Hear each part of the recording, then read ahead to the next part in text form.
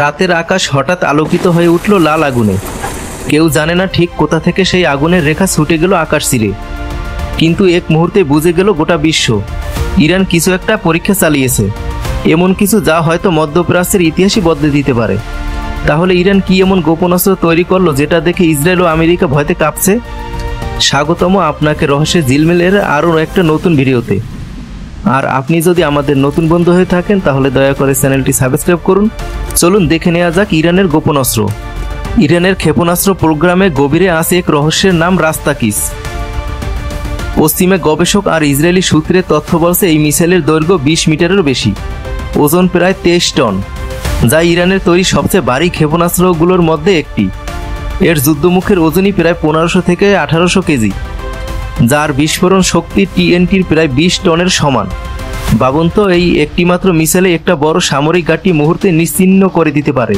কিন্তু এখানেই শেষ নয়। গোয়েন্দা রিপোর্ট বলছে রাস্তাকিসে থাকতে পারে একটি ইলেকট্রোম্যাগনেটিক পালস ইএমপি অস্ত্র, ও যেটা একবার সক্রিয় হলে বিদ্যুৎ গ্রিড, রাডার, এমনকি যোগাযোগ ব্যবস্থা পুরোপুরি বিকল করে দিতে পারে। মানে এই এক আঘাতে পুরো একটা শহর মুহূর্তে অন্ধকারে ডুবে যেতে পারে। তেল আবিব যদি টার্গেট হয় তাহলে কয়েক সেকেন্ডে সব বন্ধ হয়ে যাবে। ইরান দাবি করছে এর রেঞ্জ 1800 কিলোমিটার, কিন্তু পশ্চিমের সূত্রে বলছে এটা আসলে 2500 কিলোমিটারেরও বেশি। মানে পুরো ইসরায়েল, গালফ অঞ্চল, এমনকি মার্কিন ঘাঁটিগুলো এর আওতায়। এই কারণে রাস্তাকিস এখন শুধু অস্ত্র নয়, পুরো অঞ্চলের ওপর এক রাজনৈতিক চাপের হাতিয়ার। রাস্তাকিস হলো 2 স্তরের একটি হাইপারসনিক ব্যালিস্টিক মিসাইল। প্রথম ধাপ চালায় উন্নত মানের সলিড ফুয়েল ইঞ্জিন, যেটা মুহূর্তেই মিসাইল লঞ্চ করতে পারে কোনো বড় পরিস্থিতি ছাড়াই। দ্বিতীয় ধাপ চালিত হয় লিকুইড ফুয়েলে, যা মিসাইলটি ছুড়ে দেয় মাস 16 গতি পর্যন্ত। এই গতিতে একে ট্র্যাক করা প্রায় অসম্ভব। এর গাইডেন্স সিস্টেমও বিশেষ, শুরু হয় ইনার্শিয়াল নেভিগেশন দিয়ে আর শেষ হয় ইলেকট্রো অপটিক্যাল সিস্টেমে, যা নির্ভুলভাবে লক্ষ্য আঘাত করে। এর সবচেয়ে বিপজ্জনক দিক হলো এটা উচ্চ বায়ুমণ্ডলে এমনভাবে ঘোরাঘুরি করে যে ট্র্যাকিং সিস্টেমগুলো একে চিনতেই পারে না। এমনকি ইসরায়েলের এরিও 3 প্রতিরক্ষা ব্যবস্থা বিভ্রান্ত হয়ে পড়ে। ধারণা করা হচ্ছে এই মিসাইল এমআরভি প্রযুক্তি ব্যবহার করে, মানে একাধিক ওয়ারহেড আলাদা আলাদা টার্গেটে আঘাত করতে পারে। অর্থাৎ এক লঞ্চে অনেকগুলো আঘাত করতে পারে। ফলাফল একদমই দুঃস্বপ্ন ইসরায়েলের জন্য। এই খবর পাওয়ার পর ইসরায়েল বাধ্য হলো তার বিখ্যাত প্রতিরক্ষা ব্যবস্থা এইরো 3, এইরো 4 এর উপর ভরসা রাখতে। যদিও এগুলোকে বলা হয় মার্কিন থ্যাট সিস্টেম থেকেও শক্তিশালী, কিন্তু বাস্তবতা অন্য কথা বলে।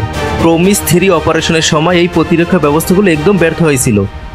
ইরানি মিসাইলগুলো তখন ইসরায়েলের আকাশে ঢুকে সংবেদনশীল লক্ষ্যবস্তুকে আঘাত হানে। আজ যখন আরও দ্রুত, আরও বুদ্ধিমান মিসাইলের কথা শোনা যাচ্ছে, ইসরায়েলের চিন্তা এখন সীমা ছাড়িয়েছে। কারণ নতুন এই ক্ষেপণাস্ত্রগুলো শুধু ধ্বংস নয়, সাথে নিয়ে এসেছে ইএমপি প্রযুক্তি, যা মুহূর্তের মধ্যে পুরো প্রতিরক্ষা ব্যবস্থা বন্ধ করে দিতে পারে। ভাবুন তো, যদি তেল আবিব অন্ধকারে ডুবে যায়, তখন তাদের প্রতিরক্ষা ব্যবস্থা সবচেয়ে বেশি প্রয়োজন তখনই।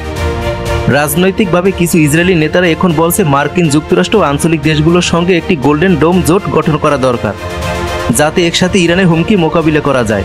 তবে অন্য এক দল বলছে ইরানকে থামাতে হলে আগে হামলা করো। তারা চায় ইরানের পারমাণবিক ও ক্ষেপণাস্ত্র ঘাঁটিতে আগাম হামলা, যদিও এতে পুরো অঞ্চল জুড়ে বড় যুদ্ধের আশঙ্কা রয়েছে। ইসরায়েল এখন পরীক্ষা করছে লেজার ভিত্তিক আয়রন বিম সিস্টেম আর খুঁজছে নতুন প্রতিরক্ষার উপায়, কিন্তু সেগুলো এখনো পুরোপুরি প্রস্তুত নয়। সব মিলিয়ে ইসরায়েল এখন এক অনিশ্চিত অবস্থায়। রক্ষা করবে না আক্রমণ করবে, যে কোনো সিদ্ধান্তই হয়তো পুরো মধ্যপ্রাচ্যকে নিয়ে যেতে পারে এক অভূতপূর্ব সংঘর্ষের পথে। আর এখন প্রশ্ন আপনার জন্য, আপনার মতে যদি বড় কোনো সংঘর্ষ শুরু হয়, ইসরায়েল কি সত্যি এই নতুন অস্ত্রের মোকাবিলা করতে পারবে, নাকি আবারও ইতিহাসে যোগ হবে প্রতিরক্ষার ব্যর্থতার আরেকটি অধ্যায়? কমেন্ট করে আপনার মতামত জানান।